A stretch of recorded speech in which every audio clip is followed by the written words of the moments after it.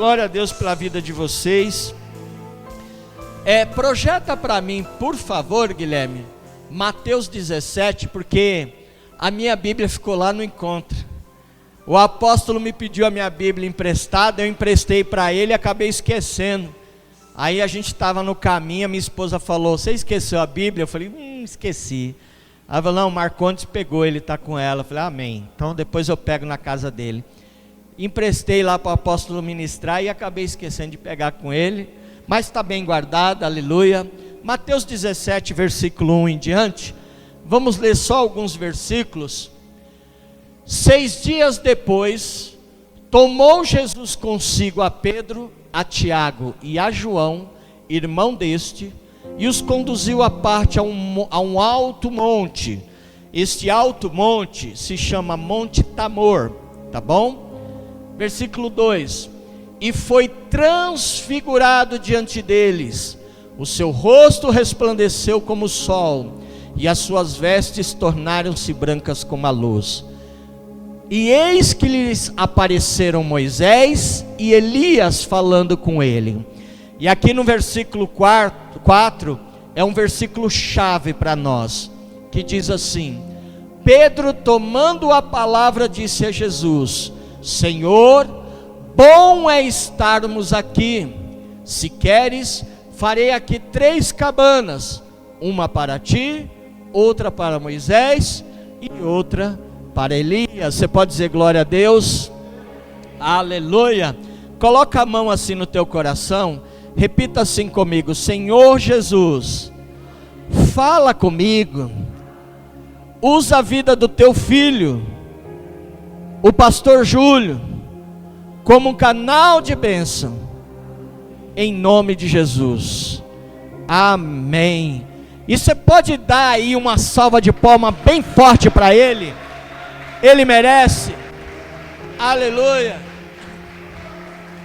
glória a Deus, aleluia. Aqui no capítulo 17 de Mateus, está falando sobre a transfiguração, esse momento que nós lemos, e dá continuidade ainda no texto. Em casa você pode ler e meditar um pouco mais. Mas queridos, olha que interessante, primeiro ponto interessante desta passagem. Você lembra quantos eram os discípulos de Jesus? 12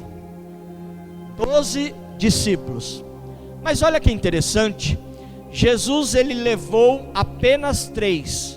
Ele só conseguiu levar para ter esse momento fantástico, extraordinário, tremendo, esse encontro ali no Monte Tabor, somente 3. E isso nos dá a entender uma coisa: a gente quer que toda a nossa família se renda aos pés de Cristo. Nós queremos que todos os nossos amigos conheçam e experimente o que é a maravilha que é andar com Jesus. Mas querido, você já percebeu como é difícil competir com esse mundo? Porque os prazeres do mundo, ele compete com o reino de Deus. A pessoa, você fala, você está vendo que às vezes que a pessoa está lá com um casamento destruído, está daquele jeito, o casamento por um fio, está lá de repente, o filho na droga, o filho na bebida, a mulher na prostituição, você vê que está tudo bagunçado, e você fala para a pessoa: vamos para a igreja, eu consigo te ajudar, porque lá você vai experimentar da presença de Deus, lá você vai conhecer o amigo Jesus que eu tanto prego para você. Mas a pessoa, ela sempre tem uma desculpa, tem um porquê. Eu me lembro quando eu trabalhava numa conceituada loja de sapato que existe aqui em São Paulo, uma rede muito grande, eu trabalhava nela, trabalhei durante 11 anos nessa empresa, e lá eu era vendedor, tinha vários vendedores, éramos em cerca de 40 vendedores. Lá existia um amigo chamado César, e o César ele gostava de carnaval, eu sabia disso, e sempre que a escola dele desfilava, era sempre de madrugada, e ele ia, ele assistia, e ele me confessava que o relacionamento dele e da esposa não estava bem. Ele era casado, tinha filhos, tem, né, que ele não morreu, ele tem, e ele sempre falava, ele me chamava de Simonato, muitos ali me chamavam de Simonato. Ele falava: Simonato, rapaz, olha, meu casamento está por um fio, está difícil. E eu dizia para ele: César, vamos comigo para o encontro, cara, vamos lá, eu tenho certeza que Deus tem uma palavra de destino para vocês dois, eu tenho certeza que o seu casamento vai ir para o lugar, vai para os trilhos, rapaz. Deixa Jesus entrar na vida de vocês e mudar essa história. E ele: não, eu vou pensar, eu vou ver, sempre dando atestado, desculpa. Eu saí da empresa, e aí um dia, num sábado, que o sábado é o melhor dia de movimento de loja, né? Para muitas lojas é o sábado, loja de calçados é o sábado. Eu estou lá, olhei, procurei, não vi o César, e perguntei para um outro amigo, eu já não trabalhava mais lá, e falei: e aí, meu brother, cadê o César? Ah, Simonato, hoje ele não veio. Aí eu falei: ué, o que aconteceu? Ele está doente? Ele não veio por quê?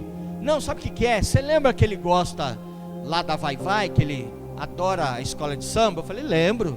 Então, a escola está desfilando e ele foi lá. Aí eu falei: olha só que beleza.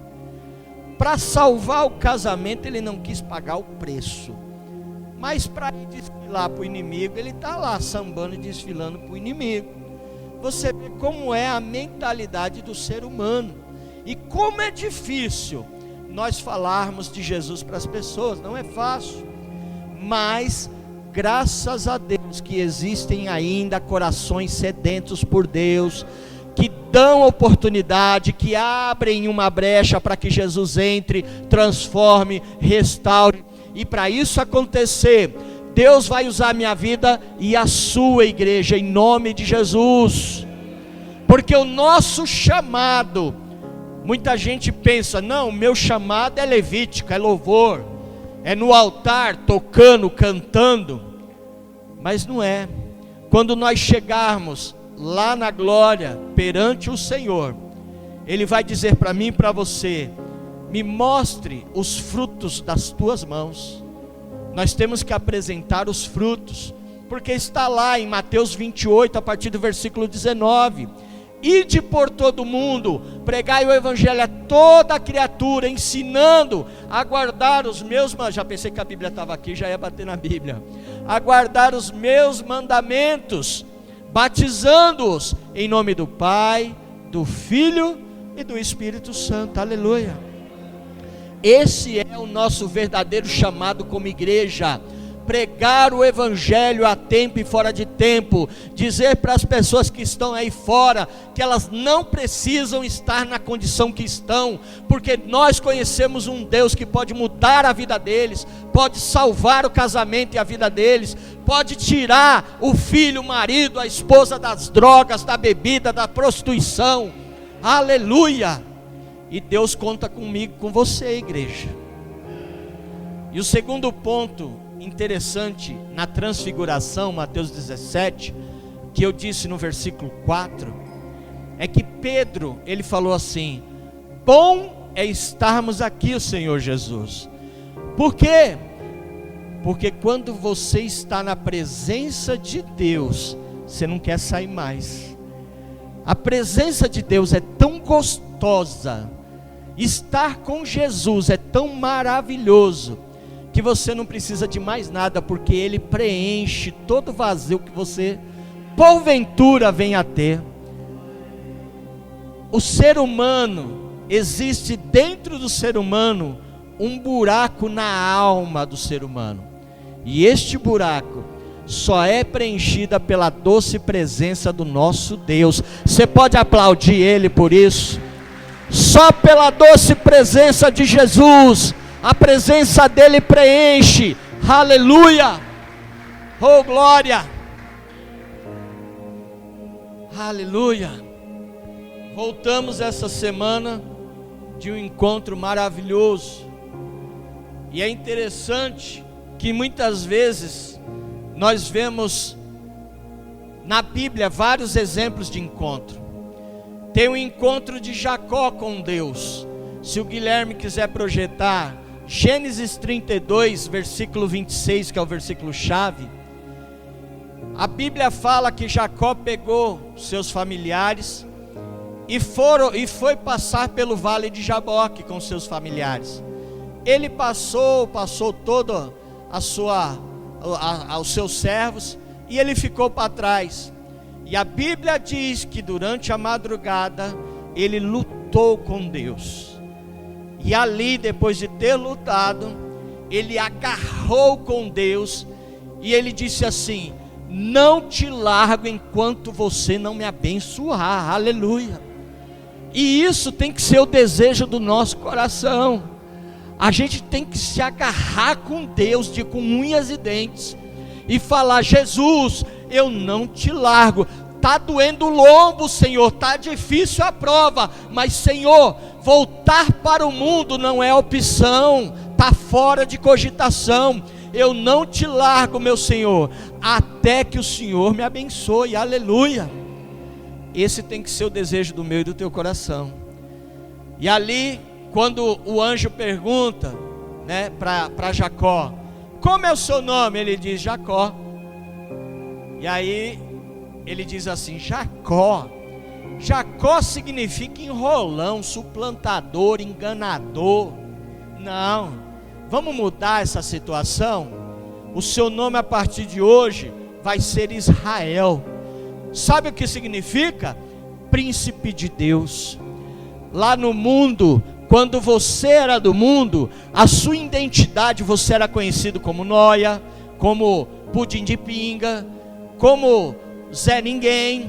Mas em Deus nós temos uma identidade de filho, de filha de Deus. Aleluia, aleluia. Você é príncipe, princesa de Deus. Aleluia. Glória a Deus. Olha as crianças trabalhando, hein? Aleluia, glória a Deus. E olha que interessante, nós vemos em várias passagens Deus dizendo assim: eu sou o Deus de Abraão, Isaque e de Jacó. E durante muito tempo eu ouvi essa expressão, eu lia isso daí na Bíblia, mas aí deu um estalo e eu entendi. Quando se fala em Deus de Abraão, nós vamos estudar a história de Abraão, nós vemos que Abraão andou com Deus, era zóio no zóio, tete a tete, tinha intimidade, ele era amigo de Deus, ele andou com Deus, Abraão. Então nós estamos falando de uma pessoa que tinha uma intimidade, uma autoridade espiritual muito forte. E aí depois no final ele fala de Jacó. Jacó, o enrolão, que era enrolão, suplantador, enganador. E sabe o que eu entendo com isso? Quando Deus diz: eu sou o Deus de Abraão, eu sou o Deus de Isaque, eu sou o Deus de Jacó. Significa que não importa quem você seja, você é importante para Deus. Não importa se você tem muito prestígio, pouco prestígio, não importa a sua classe social, a sua condição, a cor da pele, Jesus te ama incondicionalmente. Aleluia. Por você, igreja, Ele derramou sangue precioso na cruz do Calvário. Aí nós vemos a Bíblia falar que Ele nos tira do monturo e faz nos assentar-se nas rodas de príncipe. E quando estudamos a Bíblia Sagrada, nós lemos que Jerusalém, a cidade, tinha 12 portas, e a porta do monturo era a porta do lixo. Então nós entendemos, a Bíblia abre um leque, a gente entende. Deus, Ele nos tira do meio do anonimato, Deus nos tira do monte de lixo onde estávamos vivendo, e Ele nos põe em lugares de realeza, para caminhar com os príncipes, para fazer a diferença. Sabe por quê? Porque eu e você somos sal e luz nessa terra. Aleluia, glória a Deus por isso. Lá em Êxodo capítulo 3, antes de falar de Moisés, uma coisa interessante sobre Jacó. Quando ele ele teve um encontro com Deus ali, o anjo tocou-lhe na articulação da coxa, e Jacó nunca mais foi o mesmo. Ele andou mancando, porque o anjo tocou a articulação dele. E isso nos ensina que todo mundo que tem um encontro com Deus nunca mais é a mesma pessoa. Você não anda mais igual você andava, você não fala mais como você falava, a sua vida é transformada para a glória de Deus. Aleluia, glória a Deus. Em Êxodo capítulo 3, agora sim, vamos falar de Moisés. Moisés é aquela passagem em que ele está ali pastoreando as ovelhas do seu sogro Jetro, e de repente ele tem aquela visão da sarça que estava pegando fogo, mas não se consumia. Uma sarça pegando fogo no deserto é normal. O mato pega fogo no deserto, é normal. Só que pegar fogo e a sarça não se consumir, opa, aí é diferente. E aquilo chamou a atenção de Moisés. E na hora que ele foi para frente, Deus se revelou. E Deus começou a falar com o profeta. Deus se manifestou, se apresentou. E a primeira coisa que Deus diz para ele é: tira as sandálias dos teus pés, porque o lugar que você pisa é terra santa. E duas coisas eu entendo. A primeira, muitas vezes a gente se acha, nós confiamos na força do nosso braço, mas quando Deus manda tirar as sandálias, Deus está dizendo para mim e para você: desce da tua autossustentação, para de confiar na força do teu braço e deposita a confiança nele. Aleluia, aleluia. Por isso que o Salmo 37, no versículo 4 ou 5, diz assim: entrega o teu caminho ao Senhor, confia nele, e o mais ele fará na tua vida. Aleluia.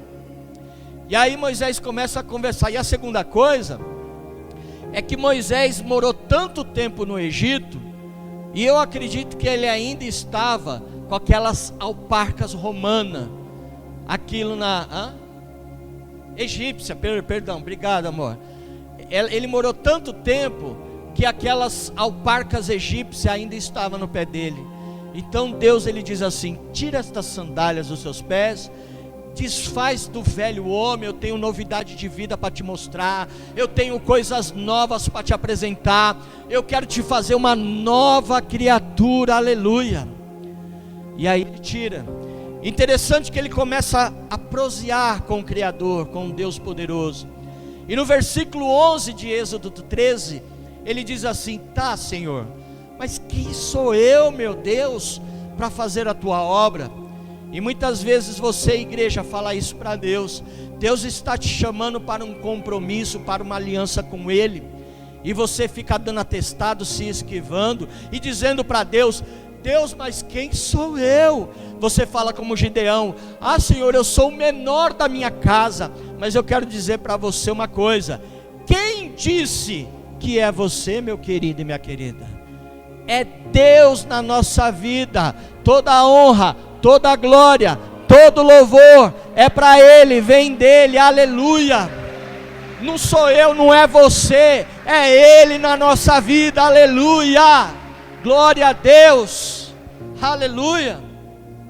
E no capítulo 4 também acontece algo tremendo. Mas antes do capítulo 4, lembrei, Êxodo 3,14, Guilherme, lembrei que Deus está conversando e Moisés pergunta assim: mas quando eles me perguntarem quem é esse Deus, o que eu vou falar? Como é seu nome?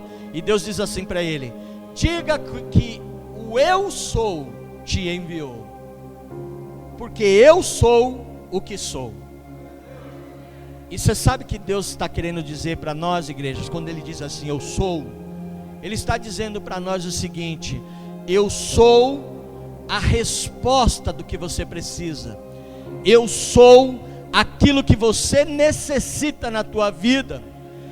Você está caído, eu sou aquele que te levanta. Você está doente, eu sou o teu remédio, a tua cura. Você está triste, eu sou a tua alegria. Você está em guerra, eu sou a paz em meio a essa guerra. Ele está dizendo para você: eu sou aquilo que você precisa e necessita que eu seja.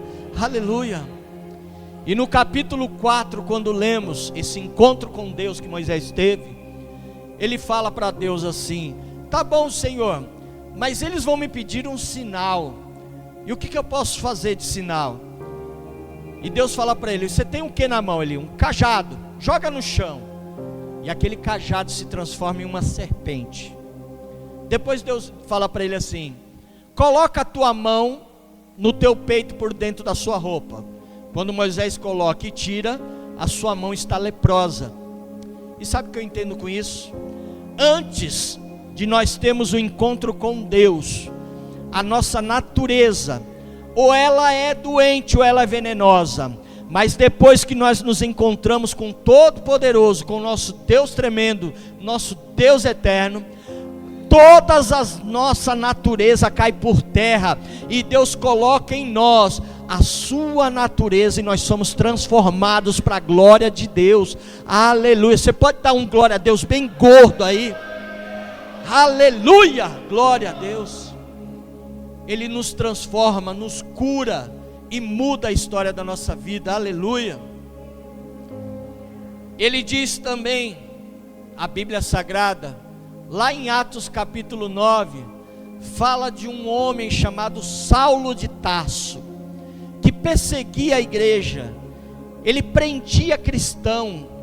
Se você vivesse, igreja, naquela época, este homem estaria te perseguindo, te prendia e até matava cristão. Ele torturava, matava. Mas a Bíblia diz em Atos capítulo 9, que este homem chamado Saulo de Tarso, um dia ele estava indo no caminho de Damasco, e ele teve um encontro com Jesus, e literalmente ele caiu do cavalo. Aleluia. A Bíblia fala que ele estava montado num cavalo. Jesus veio com uma luz forte, ele caiu do cavalo, ficou cego. Aleluia.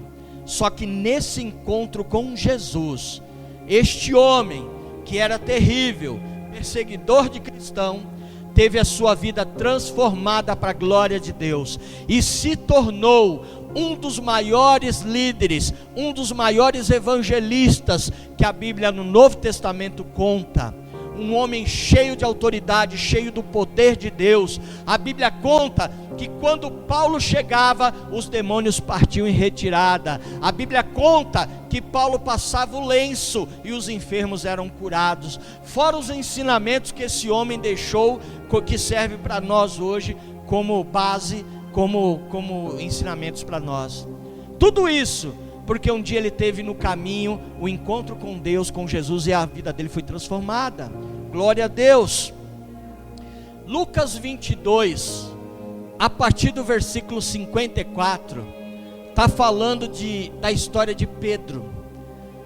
Quando Pedro, eu vou querer que você projeta para mim o versículo 61 e 62, tá? Lucas 22, versículo 61 e 62. A partir do versículo 54, a Bíblia está falando que Pedro, ele estava de longe olhando Jesus sendo torturado, porque Jesus foi preso, estava ali sendo sentenciado, chicoteado, estava sofrendo, e Pedro acompanhava de longe. Pedro, aquele que andou com Jesus, viu os sinais, o discípulo, ele estava ali, ele andou com Jesus, mas ele ainda não tinha tido um encontro verdadeiro e genuíno com o Mestre. Muitas pessoas andam na igreja, vêm na igreja, mas o seu coração não está na igreja. E eu quero dizer uma frase, eu não lembro o pastor que disse isso, eu até tenho, depois eu vou ver se eu posto para vocês no grupo da família. O pastor, ele diz assim: você pode até nascer na igreja, crescer na igreja, se batizar na igreja, casar na igreja, morrer na igreja e acordar no inferno, se o seu coração só estiver na igreja e não estiver em Jesus. E é uma verdade, muitas pessoas não têm o coração em Jesus, Pedro, nessa ocasião de Lucas 22, ele não tinha o coração ainda convertido, e ele acompanha de longe. E ali, na hora que ele senta numa fogueira, uma serva olha para ele e fala: você está com o Nazareno lá. Ele fala: não conheço não sei quem é esse cara não, você está louca. Passa um pouquinho de tempo, outro homem diz para ele: você está com aquele cara lá. Ele fala: não, imagina, já falei, não conheço aquele cara não. Aí passa um pouquinho mais de tempo, outro homem fala assim: você está com Galileu, você é participa dele também, da turma dele. Ele fala: gente, já falei, eu não sei quem é aquele cara. E nesse instante a Bíblia diz que o galo cantou, e Pedro se lembrou da palavra de Jesus: Pedro, antes que o galo nesta noite cante 3 vezes, você vai me negar. E Pedro, quando ele fez isso, aí o versículo 61, tá? Você coloca: quando Pedro negou, a Bíblia fala nesse versículo que Pedro olhou e Jesus estava com os olhos fixos, olhando para Pedro, os olhares se cruzaram. Pedro, quando viu, lembrou daquilo. Versículo 62 diz que ele foi e chorou amargamente, o coração dele se quebrantou, e ali houve realmente o encontro com Jesus. Ali a vida de Pedro foi transformada, porque a partir daqui, Lucas 22, versículo 62, a partir daqui, quando nós lemos a história desse homem chamado Pedro, nós vemos um Pedro totalmente diferente. Porque antes era um Pedro covarde, com temperamento sanguíneo, que não levava de desaforo para casa, um Pedro que fugia às suas responsabilidades, não assumia. Mas depois, quando você lê lá em Atos capítulo 2, o discurso de Pedro, aonde ele prega e 3.000 almas se convertem a Cristo. Você lê na descida ali do Espírito Santo, ele pregando sobre o profeta Joel e o povo sendo batizado. Você lê em Atos capítulo 3, quando Pedro está na Porta Formosa com outro discípulo, e um paralítico, um coxo, fala para ele: me dá uma esmola. E Pedro, com autoridade e unção de Deus, ele diz assim: eu não tenho prata nem ouro, mas o que eu tenho eu te dou, em nome de Jesus, levanta e anda. E o paralítico começa a andar, aleluia. A Bíblia diz em Atos 5 que até a sombra dele curava os enfermos, aleluia, glória a Deus. Porque quando nós temos o encontro com Jesus, a nossa vida muda, a nossa situação, a nossa condição muda, aleluia. Aí nós temos um outro encontro, tem tanto encontro com Jesus, eu só anotei ali alguns para lembrar. Tem a mulher samaritana em João 4, a mulher samaritana estava por volta da meio-dia, porque era o horário mais quente e onde ninguém ia buscar água no poço. Ela queria ficar no anonimato, que ninguém visse ela. Então ela foi ao meio-dia, que era o horário mais escaldante, e o pessoal ou ia de manhã ou ia à tarde, que era mais fresco. E ela foi lá, e Jesus sim estava lá no poço, encontrou com ela. E olha que interessante, a Bíblia diz que Jesus estava na Judéia, precisava ir para Galiléia.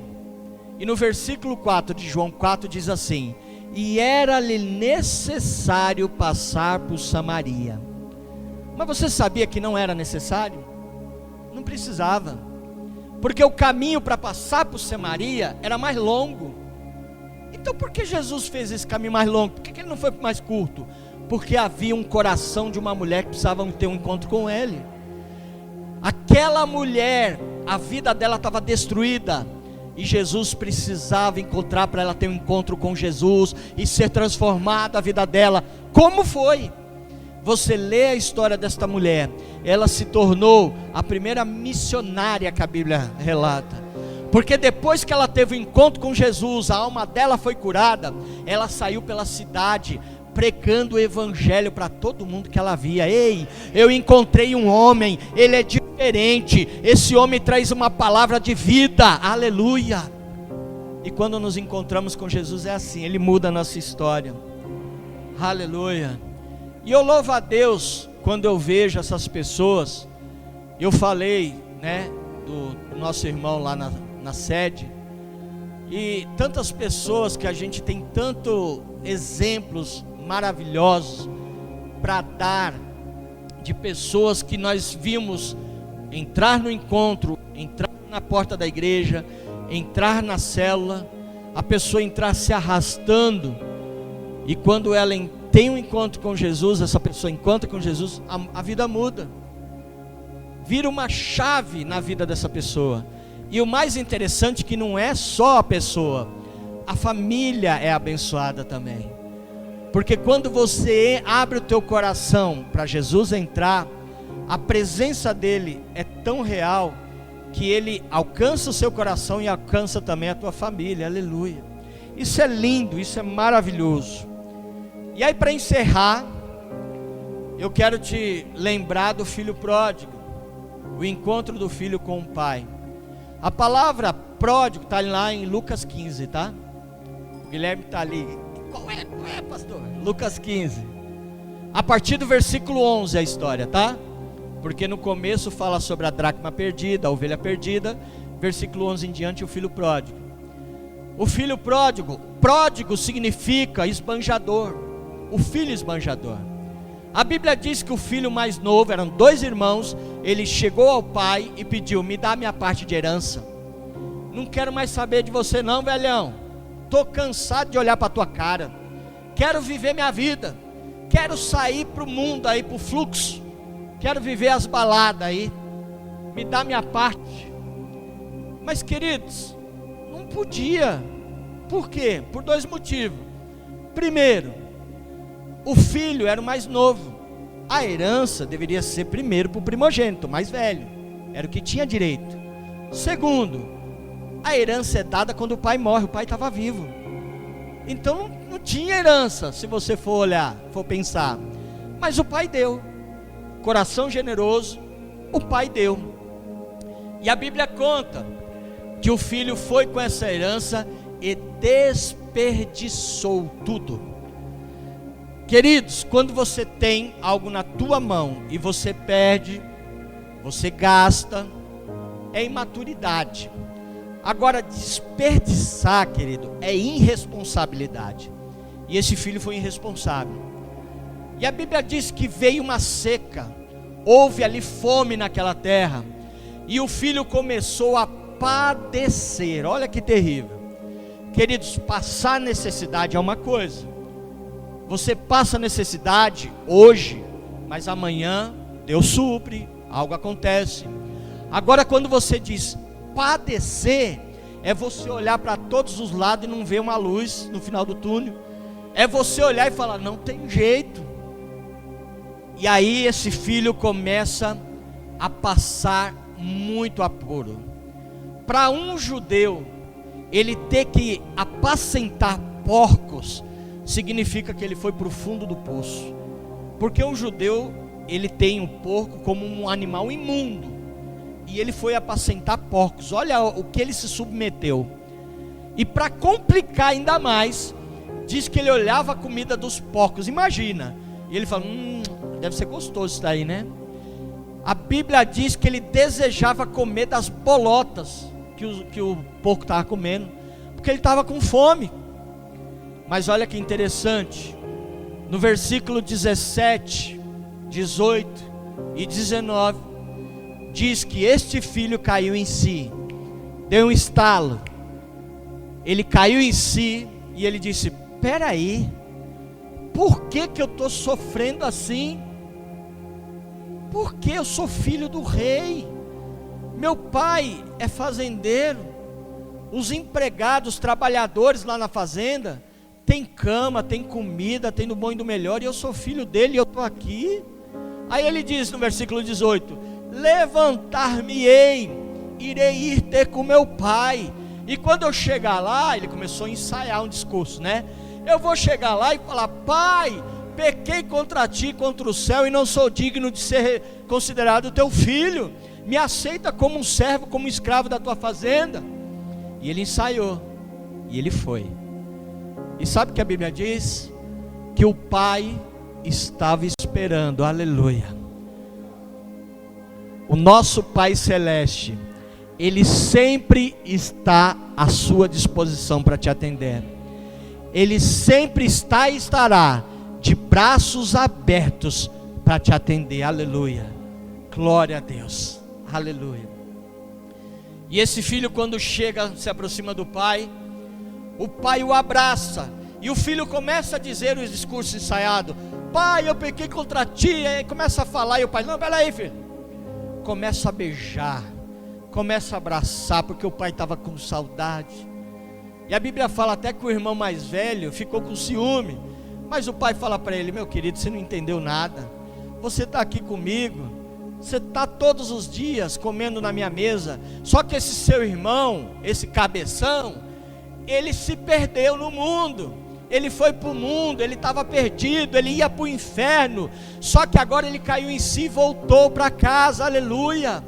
E é motivo de nós fazermos festa, e diz para os empregados: traz aquele novilho, aquele bezerrinho que eu preparei com muito carinho, vamos fazer um churrasco aqui, que churrasco é de crente, aleluia.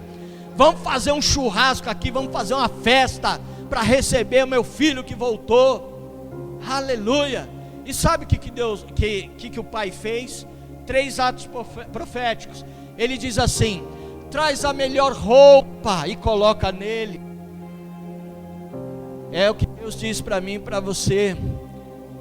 Quando Ele diz a melhor roupa, é roupa sacerdotal, roupa de príncipe, roupa de filho, porque nós temos uma identidade em Deus. Ele diz assim: traz o anel que eu vou colocar de novo no dedo dele, porque quando ele pediu a parte da herança e o pai deu, tirou o anel. Aquilo simbolizava: você não tem mais parte comigo. Mas quando o pai coloca de novo, o pai está dizendo: eu estou restituindo para você tudo aquilo que é por direito. Em nome de Jesus, levanta a tua mão aí. Até agora, o inimigo talvez ele se andou na tua vida, tirou muitas coisas, muitos bens, muita alegria, mas nesta noite eu profetizo que Deus está restituindo na tua vida tudo aquilo que o inimigo roubou, tudo aquilo que ele tirou. Deus está te dando uma nova chance, uma nova oportunidade, e Ele vai restaurar em nome de Jesus. E se você crê, aplauda Ele bem forte, glorifique o nome dEle. Aleluia, glória a Deus. E por fim o pai diz: sandálias nos pés, porque os empregados da fazenda andavam descalços, mas o pai estava dizendo com esse ato: você não é empregado, você é meu filho, aleluia. E você não vai dormir no chão, você vai comer do bom e do melhor. E aquele jovem teve a vida restituída, se encontrou novamente com o pai dele, e ele estava sofrendo, porque ele queria, de bobeira. Para encerrar, até o louvor vir aqui na frente, para nós louvarmos ao Senhor com um cântico. Depois eu quero dar mais oportunidade para falar um pouquinho do encontro. Mas para encerrar, queridos, deixa eu contar uma ilustração para você. Quando eu falo de estar sofrendo de bobeira, aí, né, Nicolas, eu lembro daquela música do pastor Yoshida: tá chorando porque se você tem um Deus, né? A pessoa chora de bobeira, sofre de bobeira. Tem uma ilustração que diz que o camarada, o sonho dele era fazer uma viagem nesses navios transatlânticos, esses navios grandes, chiques. Ele economizou durante um ano, foi lá, pagou a passagem de avião, ou a passagem da viagem do navio. E aí ele falou: mas espera aí, não sobrou dinheiro, como é que eu vou comer? Aí ele falou: não, tá bom, vou comprar umas bolachas de água e sal, vou levar na bolsa. A hora que o pessoal falar para comer, eu desço para o meu quarto, e ali eu como minha bolacha de água e sal, e tá beleza. Pelo menos eu consigo realizar o meu sonho. Ele fez isso durante 1, 2, 3 dias. Toda hora que o pessoal ia jantar e almoçar, tomar café, ele descia para o quarto dele, comia bolacha de água e sal e água, bolacha de água e sal, água. Só que no terceiro dia, a barriga começou a reclamar, o estômago começou a reclamar. começou a doer. Ele começou a ter um revertério de olhar para a bolacha já estava dando um revertério nele. E aí ele tomou atitude, falou: não aguento mais não. Quando chamaram para ir comer, ele foi o primeiro que subiu. Sentou lá e falou pro garçom: desce tudo, quero nem olhar o menu aqui, manda tudo, quero comer tudo, traz do melhor aí. O garçom trouxe, ele comeu, gente, mas comeu com gosto. Depois que ele terminou de comer, comeu de novo, comeu com gosto. E aí quando ele não aguentava mais, a barriga estava cheia, o garçom veio para perto dele e falou: o senhor está satisfeito? Deseja mais alguma coisa? Ele falou: ó, vou abrir um jogo com você, vou falar real para você. É o seguinte, eu não tenho dinheiro para pagar isso aqui. Você faz o que você quiser, porque eu estou sofrendo há 3 dias comendo bolacha de água e sal, não aguentava mais. Eu precisava de uma sustância, eu não aguento mais. Aí eu vim, eu comi, e quer me jogar fora do navio, quer me botar para lavar prato, faz o que você quiser. E o garçom com aquela cara assustado falou assim: o que o senhor está falando? Ele falou assim: não. Aí explicou de novo. Aí o garçom: entendi. Falou para ele assim: o senhor está com a sua passagem? Ele falou: tô. Me empresta a sua passagem. Na hora que pegou, falou assim para ele: tá vendo essas entrelinhas aqui? Tá vendo aqui, bem pequenininho escrito? Tá escrito assim, que quando o senhor pagou a passagem da viagem, estava tudo incluso, até a comida, o senhor não precisava pagar. Ele olhou assustado e falou: peraí, tudo isso daqui já estava no pacote? Ele falou: estava. Eu estou há 3 dias sofrendo, comendo bolacha de água e sal. Ele falou: é. Eu estou sofrendo porque eu sou um cabeção, porque eu quis. Aí falou: é. Então eu quero dizer, fica de pé em nome de Jesus. Eu quero dizer para você, igreja, não precisa sofrer. O preço já foi pago na cruz do Calvário. Você é livre em Jesus, você é livre em Cristo. Aleluia. Nenhuma condenação há para aqueles que estão em Cristo Jesus. Aleluia. Vamos adorar ao Senhor, vamos exaltar ao nome dele que é digno.